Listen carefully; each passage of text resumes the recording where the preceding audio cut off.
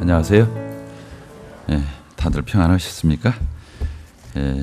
오늘은 우리의 신앙 고백이라는 주제를 가지고 같이 교제를 나누고 싶습니다.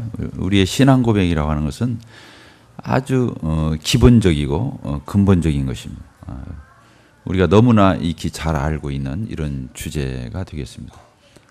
특별히 하나님을 알지 못하는 사람들을 향해서도 그렇고 또 이미 예수 그리스도를 영접하고 하나님의 자녀가 되어서 하나님을 섬기는 저희들 모두에게 동일하게 해당되는 이런 고백을 같이 상고해 보고 싶습니다.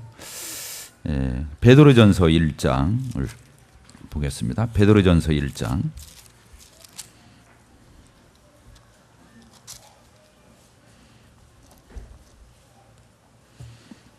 1장 23절부터 읽겠습니다.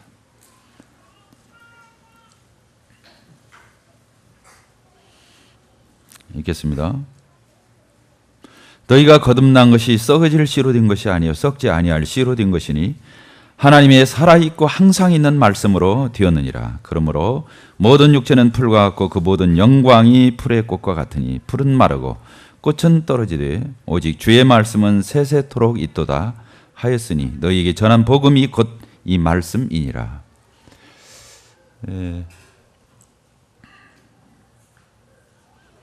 며칠 전에 어떤 구두자를 이렇게 만나게 되고 몇 차례 이렇게 만난 경험이 있기 때문에 그래도 이분이 또 직장에서 우리 지체를 통해서 또 하나님의 말씀을 계속 공부했다고 하는 말을 이렇게 들었습니다. 성경을 이렇게 공부했기 때문에 그래도 기본적인 것을 다 잘 이렇게 따라서 진도가 잘 나가고 있다 이렇게 생각을 했었는데 참 예수 그리스도께서 십자가에 왜 고난 받으시고 피 흘려 이게 희생하신 우리 죄의 문제를 어떻게 대속하셔서 다 해결해 주셨는지 그리고 그 예수 그리스도를 영접할 때 하나님은 약속대로 그분의 약속대로 예수님을 영접하면 영생을 얻게 하고 하나님의 자녀가 되는 권세를 주실 거라고 하는 이런 부분을 언급하는데 그분이 갑자기 물어봤어요. 그 하나님의 약속을 이렇게 말하면서 구약, 신약 이런 부분을 얘기해 하나님은 반드시 약속하면 지킨다고 이 하나님의 말씀은 틀림없다고 하는 이런 부분을 언급했을 때 그 분 입에서 정말로 성경에 하나님 말씀이냐고 이렇게 말하는 거예요. 진도가 지금 결정적으로 지금 예수님을 믿고 안 믿고 결단을 지금 하기 직전인데 이분이 뜬금없이 뭐라고 질문했다고요? 정말로 성경이 하나님 말씀 맞냐고 그리고 이 성경이 진짜냐고 이렇게 묻는 거였어요. 어이없죠? 우리가 복음을 전하다 보면 어이없는 일이 많이 있습니다. 깜짝 놀랐습니다. 그동안 성경 공부를 상당한 몇 개월 동안 했다고 그랬고 또 저와도 몇 차례 만나서 또 이렇게 복음에 대해서 하나님 말씀에 대해서 그냥 관심을 가지고 믿기 직전이라고 생각했는데 이분이 그렇게 질문하는 거였어요. 이 성경이 하나님 말씀이 맞느냐 진짜냐 다시 설명을 해드렸습니다. 하나님 말씀은 진실하다. 하나님 말씀은 꾸며진 이야기가 아니다. 미화된 참으로 좋은 책이 아니다. 하나님의 말씀은 팩트, 사실이고 진실이고 진리고 하나님 말씀은 틀림없는 그런 성경이라고 하는 이런 부분을 그 구도자에게 증명을 해서 말씀을 드렸습니다. 우리가 가지고 있는 이 성경이 하나님 말씀 맞습니까? 네, 맞습니다. 이건 구도의 영혼들에게만 아직 하나님을 알지 못하는 사람들에게만 성경은 하나님의 말씀이라고 증거할 부분이 저는 아니라고 믿습니다. 우리 구원받은 하나님의 모든 자녀들 그리스도인들, 이 성도들에게 있어서도 성경은 진실로 하나님의 말씀이냐 하는 이 질문을 우리 스스로 반문하고 이에 대해서 우리는 하나님 앞에 대답해야 할 책임이 있다고 믿습니다. 그렇습니다.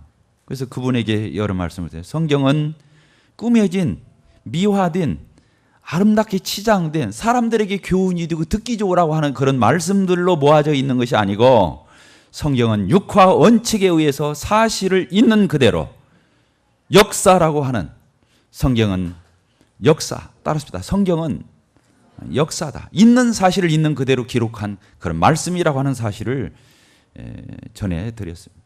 아브라함의 예를 말씀드려 야곱의 예를 들어서 말씀했어요. 그 사람들에게 좋은 점만 따서 무슨 위인전 이렇게 기록하듯이 좋지 않고 덕이 되지 않는 이런 부분들은 다 솎아내고 그분들에게 참 본이 되고 정말로 덕이 되고 아름다운 그런 기록만 남겨놓은 책이 아니라고 하는 말을 드렸어요. 아브라함이 자기 아내를 누이라고 속인 거, 야곱이 막 거짓말해서 이렇게 한 거, 또 특별히 이스라엘 나라 가운데서 다윗 왕 같은 사람은 얼마나 훌륭한 성군입니까? 예수님의 족보를 말할 적에도 아브라함과 다윗의 자손 예수 그리스도의 세계라 이렇게 해서 다윗이라고 하는 이 왕을 그 훌륭한 예수 그리스도의 족보 가운데서 대표적인 인물로 소개하고 있습니다. 소경들이 자기들의 눈뜨기를 바랄 적에도 다윗의 자손 예수여 이렇게 부를 정도로 다윗이라고 하는 사람, 영어로 데이빗이라고 하는 사람은 정말 훌륭한 위인 중의 위인입니다. 그러나 성경을 살펴보게 되면 이 다윗 왕의 아름다운 이야기들, 그 훌륭한 이런 기록만 거기에 써 있는 것이 아니라 자기 부하들과 모든 군인들을 다 전쟁에 내보내고 자기 혼자 왕궁에 남아서 한가롭게 왕궁을 거닐다가 저기 아래 어떤 집에서 벌거벗고 목욕하고 있는 어떤 여인에게 유혹을 받아서 그 여자를 데려다가 간통하고 임신을 하게 되니까 그걸 속이기 위해서 그 남편을 불러서 전쟁터에 나가 있는 그 장군인 우리아라고 하는 장수를 불러가지고 술을 먹여서 그 아내와 동침하게 해서 위장하려고 했던 이런 간교한, 교활한 이런 다윗 왕의 모습을 다 말씀을 드려요. 성경이 그렇게 기록되어 있습니다. 왕하고 대작하고 술을 먹고 난 뒤에 집에 가서 자라고 했는데 그래야 임신을 해서 나중에 이제 임신한 사실이 위장이 될 수 있는데 술은 먹고 집에 들어가서 자지를 않는 거예요. 내 동료들은 지금 다 전쟁터에서 추운 데서 밖에 야유에서 저렇게 전쟁을 하면서 형편없이 나를 새고 있는데 내가 어떻게 내 아내에게 들어가서 잠자리를 할 수 있겠느냐고. 그 집에 들어가지도 않고 밖에서 보초를 쓰고 그 다음에 뜬 눈으로 나를 새고 그 다음날 아침에 잘 잤느냐고 그러니까 안 잤다고. 위장을 할 수 없는 거예요. 이 사람의 손에 편지를 들려서 보냈어요. 요압이라고 하는 장군에게 편지를 써서 보냈어요. 이 사람이 지금 전쟁터에서 가장 극렬한 전투가 벌어지고 있는 그런 전쟁터에 맨 앞잡이로 내세워가지고 이 사람이 전쟁에 붙었을 적에 다른 군인들이 후퇴함으로 이 사람이 전쟁에서 죽게 만들어라고. 그 편지를 누가 썼어요? 다윗이라는 왕이 썼습니다. 그 충성스러운 자기 부하, 그 자기의 죄를 위장하기 위해서 그 부하를 죽이는 이런 기록들. 그래서 죽었어요. 나중에 나단 선지자가 왔죠. 선지자가 와서 다윗을 지적했습니다. 임금이여, 이 나라에 참 못된 백성이 있습니다. 내가 그걸 왕에게 탄원하기 위해서입니다. 무슨 일이냐고. 어떤 사람이 양 99마리가 있었는데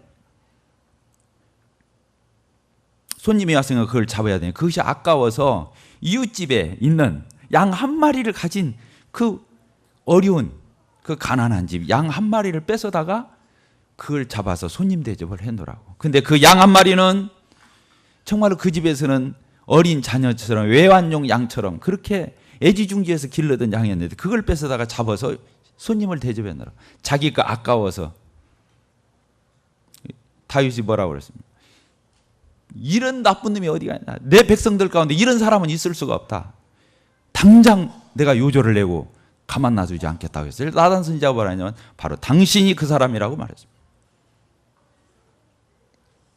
성경은 아름다운 기록이 아닌 것입니다.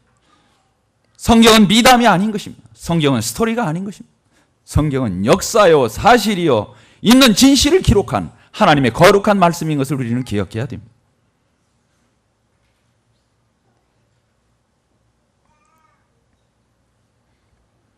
성경은 지난 세월 얼마나 많은 사람들로부터 도전을 받았지만 하나님의 말씀은 지금도 우리들 앞에 놓여 있고 우리가 이 말씀을 하나님의 말씀으로 귀 기울이고 엄숙하게 이 말씀을 대하고 순종하고 있는 것입니다.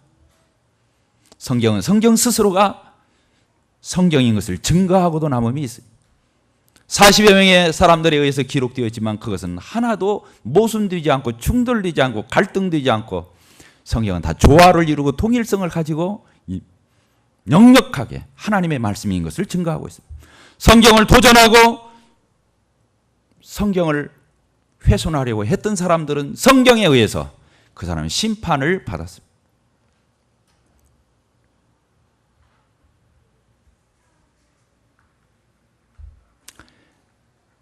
저희들 모두가 이 하나님의 말씀인 성경을 존중히 여기고, 자, 우리 베드로 후서를 또 보도록 해요. 베드로서 1장을 보겠습니다. 1장 20절, 21절 같이 읽겠습니다. 시작. 먼저 알 것은 경의 모든 애언은 사사로이 풀 것이 아니니 애언은 언제든지 사람의 뜻으로 낸 것이 아니요 오직 성령의 감동하심을 입은 사람들이 하나님께 받아 말한 것입니다. 성경은 사람들이 기록했지만 기자는 사람이지만 저자는 하나님이라고 말씀해 주고 있습니다. 사사로이 해석해서도 안 되고 내 마음대로 내 뜻에 맞으면 그 말씀만 받아들이고 순종하고 그렇지 않으면 성경에 순종하지 않나. 내 주장을 해서 이런 어리석음이 저희들 가운데 없게 되기를 바랍니다. 그분에게 또 그런 말씀을 드렸어요. 마태복음 7장에 있는 말씀을 드렸습니다. 하늘과 땅은 천지는 다 없어져도 하나님의 말씀인 율법의 1점이라도 없어지냐고 다 이룰 거라고 하는 이 말씀을 드렸어요. 하나님 말씀은 어쩌다고요? 1.16이라도 다 없어지지 않으면 그대로 성취된다고 하는 것입니다. 하나님의 말씀은 지금도 살아있는 말씀인 것입니다. 따라서 해주시다. 하나님의 말씀은 살아있는 말씀이다. Living Bible.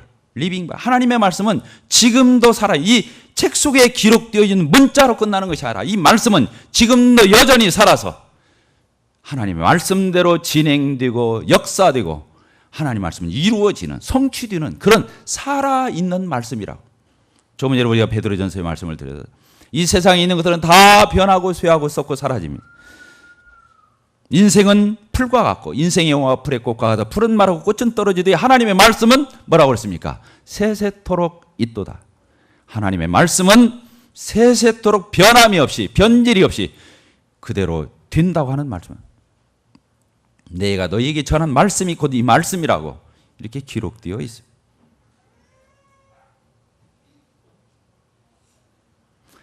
이 성경을 하나님의 말씀으로 고지 듣고 이 말씀에 믿음을 세우는 사람은 반석 위에 그 집을 건축한 사람과 같습니다.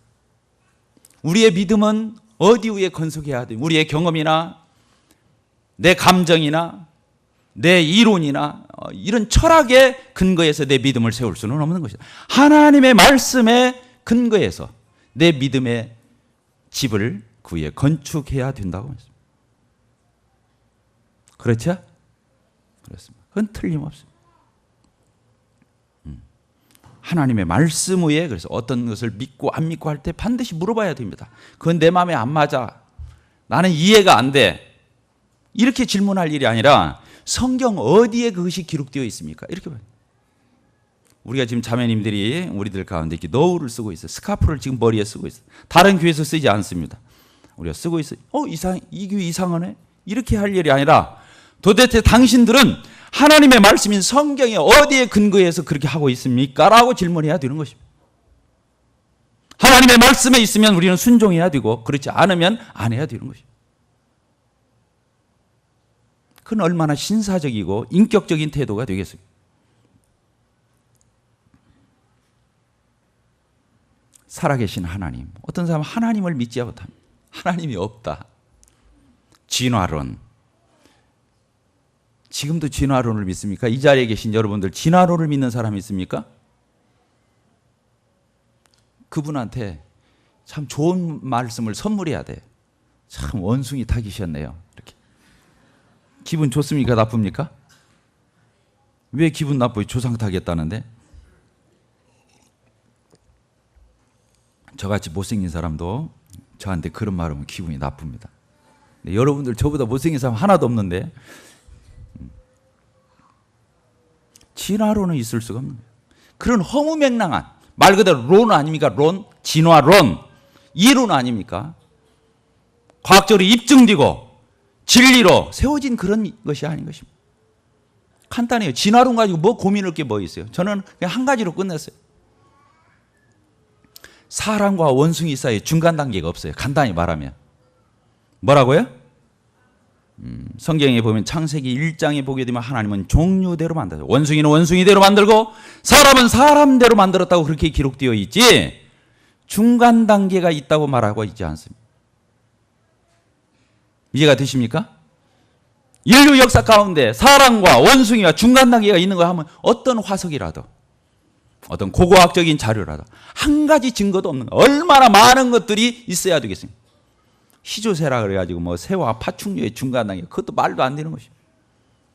인간의 꼬리뼈가 뭐 진화론의 어떤 하나의 근거가 되어서 그렇지 않다고 그러는 꼬리뼈는 꼬리뼈지 그 원숭이에서 진화되고 꼬리가 없어지고 남아있는 뼈가 아니라고 하는 거기에 붙어있는 근육과 거기에 붙어있는 심줄과 이런 것들을 다 연구해 보니까 그 꼬리뼈가 없으면 큰일 난다고 그래요. 인간의 이 앉아있는 자세에 있어서나 몸의 불균형이나 이런 부분에 엄청난 오류가 일어난다고. 그러니까 꼬리뼈도 퇴화해서 된 게 아니라 꼭 필요해서 하나님이 우리 척추 끝에다가 붙이는 뼈지 원숭이가 진화해가지고 그 꼬리가 없어지고 남아있는 뼈가 아니라고 하는 사실을 알아야 되는 것입니다. 아시겠습니까? 네. 어떻게 해서 하나님을 못 믿을 수가 있습니까? 사람이. 그런 억지가 어디가 있습니까? 저는 증명하고 싶지 않습니다. 살아계신 하나님, 창조주 하나님, 이 하나님에 대해서 무슨 반론이 필요합니까? 하나님 보이면 믿겠다고. 어떻게 하나님이 보입니까? 그러면 간단한 네 마음 좀 보여달라고. 우리 마음은 내 생각은 볼 수 있습니까? 없습니까? 없습니다. 말로 표현해야 하는 것이다. 하나님은 이 말씀으로 자기를 표현해 주신 것입니다. 하나님은 볼 수 있는 존재가 아니라 영으로 존재하시기 때문에 볼 수 없는 그러한 볼 수 없기 때문에 믿으라고 하는 것입니다. 볼 수 있으면 믿을 거예요. 이게 마이크인 걸 믿습니다. 얼마나 웃깁니까? 이게 컵인 걸 믿습니다. 얼마나 웃깁니까? 왜? 보이는 걸 믿는다고 말하는 사람이 어디가 있어요? 보이지 않으니까 내 마음 좀 믿어달라고. 나 좀 믿어달라고. 왜? 내 속은 볼 수가 없으니까 그걸 믿어달라고 하는 거잖아요. 볼 수 있는 것을 믿으라고 하는 사람은 없는 것입니다. 하나님의 형상대로 하나님의 모양대로 지음받은 인간이 어떻게 하나님을 모르겠습니까? 그런 억지가 어디가 있어요? 그런 비양심적인 태도가 있어요. 하나님이 없다라니. 성경에 보면 하나님의 모양대로 하나님의 형상대로 우리를 지으셨다고 그래요. 흙으로 사람을 지으시고 그 코에 생기를 불어넣어서 생명이 되게 하셨다고 그렇게 기록하고 있어요. 자식이 어떻게 부모를 원하나? 나는 우리 유진이 손녀딸을 보면서 놀라요. 할머니 할아버지가 물고 떨어요. 하루 내내 봐줘요. 저녁 나절이 뒤면 이 녀석이 신경질을 내기 시작하는 거예요. 달래도 안 돼요. 아무리 연구를 해도 산보를 시켜도 안 되고 데이트를 해도 안 되고 아무리 나중에 제가 그래 봤어요. 야 엄마 왔어. 그러니까 이 녀석이 짜증내다가 갑자기 뚫레뚫레 하는 거예요. 1살도 아니고 7개월 됐는데 이게 뭔 말인지 알겠어요? 하루 내내 지 마음에서는 엄마를 찾고 엄마를 기다리고 그런 것입니다. 애기들은 엄마들 이제 출근 아무도 못 오게. 새끼가 엄마를 찾는 거, 자식이 부모를 찾는 거. 부모 없이 내가 이 세상에서 생겨났다고 말할 수 있는 사람, 내가 하늘에서 떨어지고 땅에서 솟아났다고 말할 수 있는 인간이 도대체 어디에 있습니까? 있을 수가 없는 거예요. 하나님 없이 인간이 있다고 하는 내 양심을 속이고 그런 사람일수록 얼마나 악합니까? 그러니까 그 사람 구원 못 받아요. 선한 행위로 구원받는 건 아니지만 마음이 선해야 하나님을 믿고 영접할 수 있는 거예요. 그런 악한 사람이 어디? 하나님을 부인하다니 자기 양심 속에서 고동치고 있는 것입니다. 하나님은 계시다. 누가 귀에 들려주지 않아도 내 양심의 소리를 통해서 내 영혼이 듣는 것입니다. 하나님은 계시다. 너를 만드셨다. 창조주시다. 눈만 뜨면 널려 있습니다. 하나님이 만들어 있는 작품이, 이 세상 천지 인간이 얼마나 똑똑하고 잘났어요. 인간 이상 더 똑똑한 존재가 어디 가세요? 인간보다 더 높고 탁월하고 유능한 존재는 없는. 그런데 인간이 만들어 놓지 않은 것들이 얼마나 널려 있습니까? 인간이 만들어 놓은 것은 몇 가지 되지도 않는 것입니다. 저 바다와 강과 시내와 산과 거기에는 수없는 풀과 나무와 곡식과 이런 생물들과 이런 걸 누가 만들었습니까? 우리가 받고 다니는 저 땅의 한 줌도, 이 흙의 한 줌도 만들 수 없는 것이 인간의 존재라는 거예요. 잔디 이파리 하나도, 꽃이파리 하나도 모조로는 만들 수 있어도 우리 스스로는 만들 수 없는 것이 인간의 한계인 것입니다. 그러면 그거 누가 만들었다는 것입니까? 저 태양은, 저 달은, 저 별은, 저 우주의 세계는, 이 삼라만상을 그럼 누가 만들었다는 것입니다. 모르면 모른다고 얘기해. 저절로 있다, 우연히 있다, 진화했다, 그런 억지가 어디가 있습니까? 우리 구원받은 그리스도인들은 당당해야 된다고 믿습니다. 이 성경에 대해서, 살아계신 하나님에 대해서 증거할 때 우리는 당당해. 왜? 하나님이 없다고 부인하기는요, 그건 억지에 불과한 거지. 그것은 몇 마디 못 가면 말이 맥히게 되어 있는 거예요. 그러나 하나님이 계시다, 하나님은 살아계시다, 창조의 주가 되신다, 만유를 주관하시고 섭리하시는 하나님에 대해서 우리가 증명하는 것은 널려 있는 것입니다. 그런데 우리는 주저합니까? 주저하지 않습니까? 진화론 말하면 세상 말로 쩔립니까? 그냥 속으로만 아니야, 하나님 계신데 그러고 말 겁니까? 아닌 것입니다. 우리는 당당히 말해야 된다고 믿습니다. 다음으로 우리는 천국과 지옥에 대해서도 분명히 믿어야 된다고 믿습니다. 따라합시다. 천국도 있고 지옥도 있다. 성경이 기록되어 있습니다. 우리 나가서 많은 사람들을 만납니다. 주위에 있는 믿지 아니하는 사람들을 만납니다. 그들에게 우리가 하나님 나라 소개합니까? 천국은 있어. 이 세상이 다가 아니야. 이 세상이 있듯이 하나님의 나라에 있어. 저 영원한 세계가 있어. 이 보이는 세계가 있는 것처럼 보이지 않는 세계가 있다고 우리가 말을 왜 침묵해야 됩니까?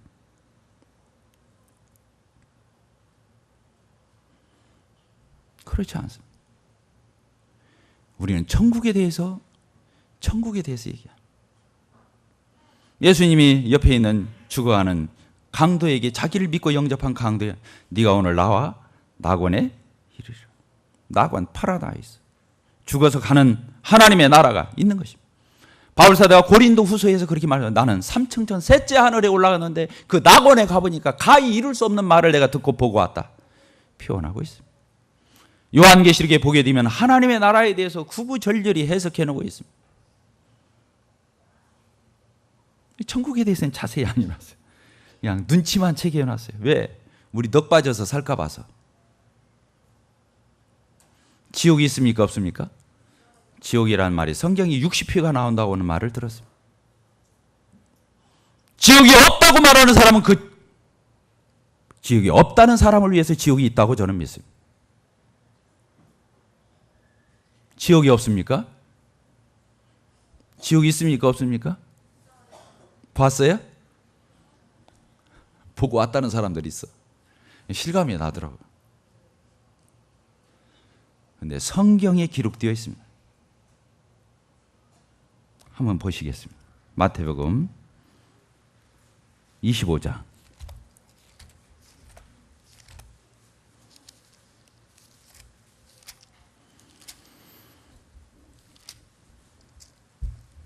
(29절입니다) 30절 읽겠습니다. 이 무익한 종을, 같이 읽겠습니다. 시작.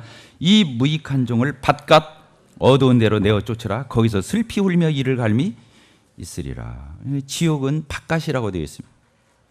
하나님으로서 영원히 떨어진, 버림받은, 하나님과 분리된, 영원히 분리된 밭갓.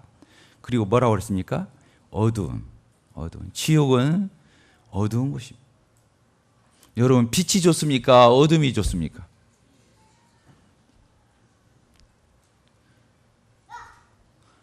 잠잘 적에만 잠깐 불 꺼야지. 그 다음날 해가 떠올라서 밝아지니까 다행이지. 계속 어두운 가운데만 있다. 근데 이 어두움은 찰흙 같은, 여기 보니까 바깥 어두운 가운데로 내어 쫓으라. 거기서 뭐라고 그랬습니까? 슬피 울며 이를 갈 거라고.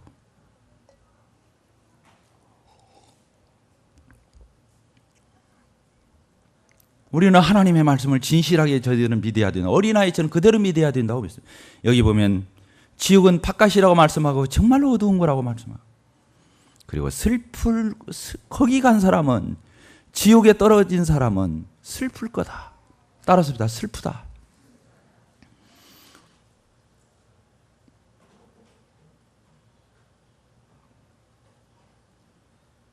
슬프다. 그 처량하고 그 어떻게 할 수 없는 그 상황이 너무 절망적인 것이 어떻게 슬플 것인가. 운다, 슬피 운다, 운다 그래서 운다. 지옥 가면은 제일 첫 번에 들리는 소리가 비명소리, 울음소리라고 믿습니다. 여기 운다 그렇게 되어 있습니다.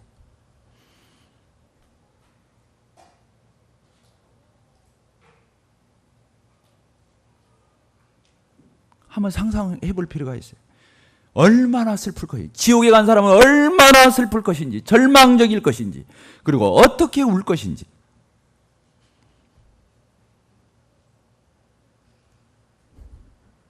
이 말씀은 예수님이 직접 하신 말씀입니다. 그 밑에 또 보겠습니다. 41절. 또 왼편에 있는 자들에게 이르시되 저주를 받은 자들아, 나를 떠나 마귀와 그 사자들을 위하여 예비된 영영한 불에 들어가라. 지옥을 이렇게 말씀하고 있어요. 나를 떠나 바깥.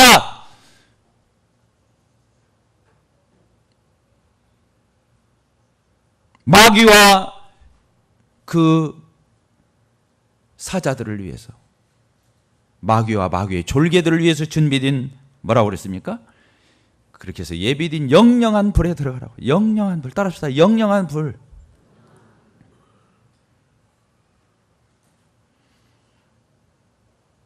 지옥을 갔는데 영영하면, 영영이라는 것이 무엇입니까?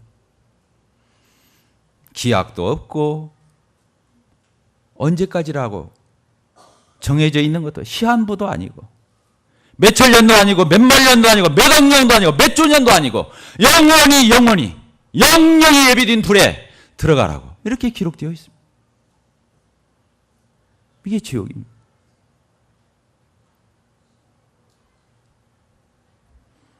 마가복음 9장을 보도록 하겠습니다.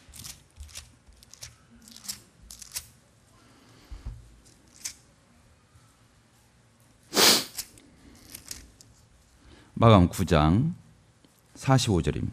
43절, 제가 며칠 전에 다리를 잃고 누워있는 부친에게 가서 이 말씀을 드렸습니다. 43절을 읽겠습니다. 만일 내 손이 너를 범죄케 하거든 찍어버리라. 불구자로 영생에 들어가는 것이 두 손을 가지고 지옥 꺼지지 않는 불에 들어가는 것보다 나으니라.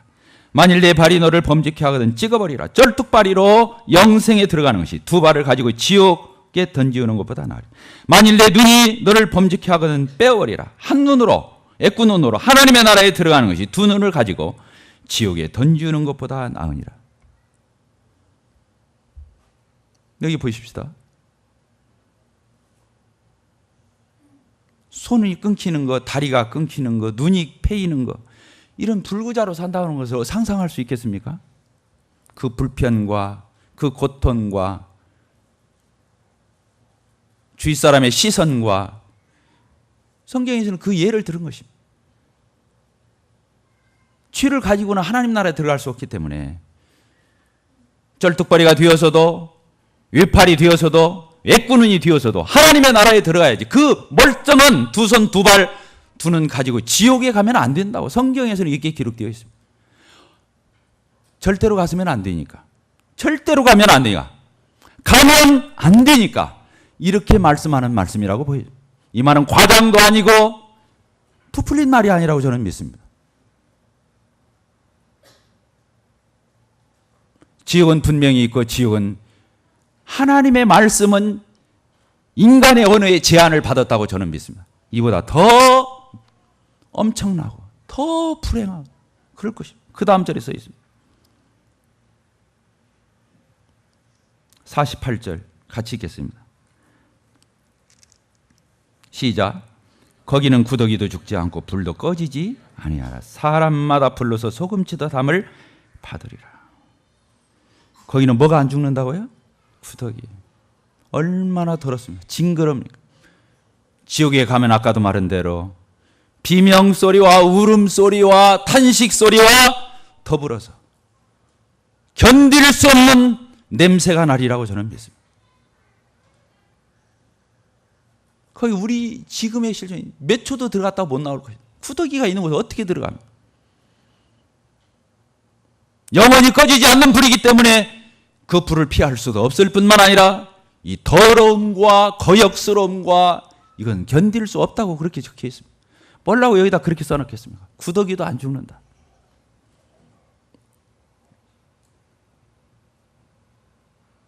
여기 그렇게 써 있습니다. 구더기가 있는데 죽는 게 아니라고 써 있습니다. 언제까지 구더기 속에서 같이 살 거라. 구더기가 있는 곳에 온갖 더러운 것이 없겠습니까? 또 더불어서 불도 꺼지지 않는다고 기록하고 있습니다. 불이 꺼지지 않는다.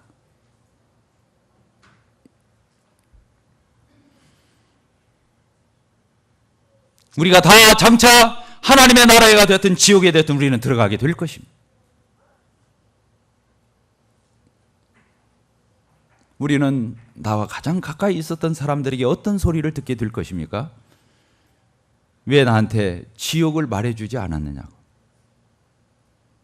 왜 나에게 하나님의 말씀대로 지옥이 있다고 왜 말해주지 않았느냐라고 그들은 원망하게 될 것입니다. 나한테 지옥이 있다고 말해줬는데 내가 왜 그때 믿을 걸 믿지 않았는가라고 그들은 자기 스스로를 미워하고 믿지 못한 그 말을 농담으로 여겨 지나쳤던 그러한 세월들에 떠올리면서 그는 영원히 후회하게 될 것입니다.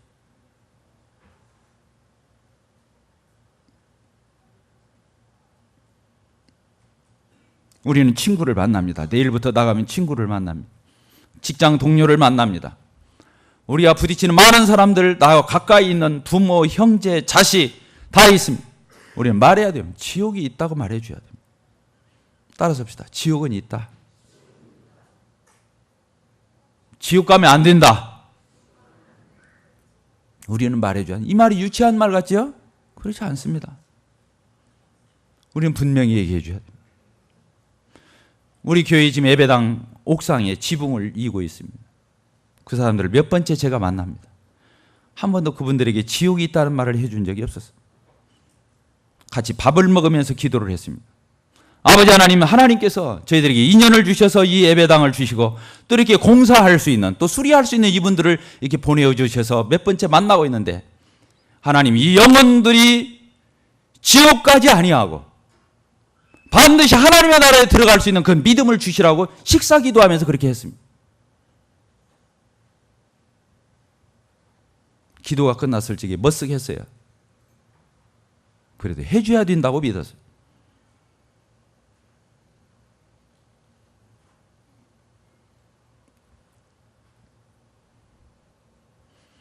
지옥에 간 영혼들이 어떻겠습니까? 믿을 걸.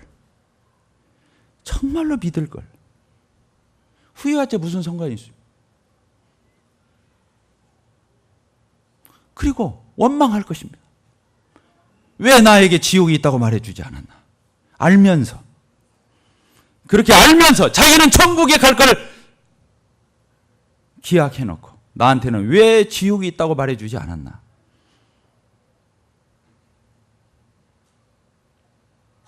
이 자리에 아직 하나님을 영접하지 않고 예수 그리스도를 믿지 못하고 천국과 지옥을 믿지 못하는 분들에게 저는 분명히 우리 주 예수 그리스도의 이름으로, 하나님의 이름으로 여러분들에게 선포를 드렸습니다. 반드시 지옥은 있습니다. 그리고 이렇게 비참하고 불쌍하고 가련하고 슬픈 이런 지옥이 영원히 있다고 하는 사실을 기억해 주시길 바랍니다. 예수님을 믿고 돌아오시길 바랍니다. 구원받으시기를 바랍니다.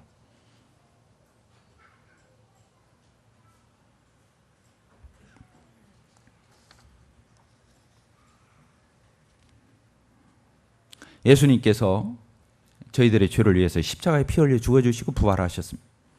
우리의 구원을 다 이루어 놓으셨습니다.